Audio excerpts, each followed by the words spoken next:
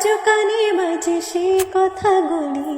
একটা শরীর, 18-20 জন পুরুষ, 113টা কামড়ের দাগ, 150 গ্রাম বীর্য।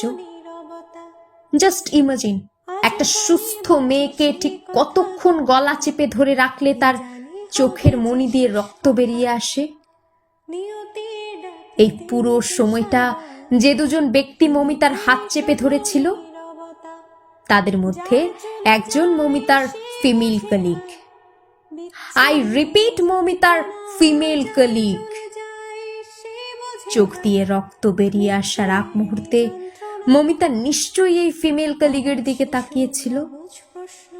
চোখের ভাষায় বারবার বোঝানোর চেষ্টা করেছিল, আমাকে বাঁচাও, তুমিও তো একটি মেয়ে। আহারে আহারে,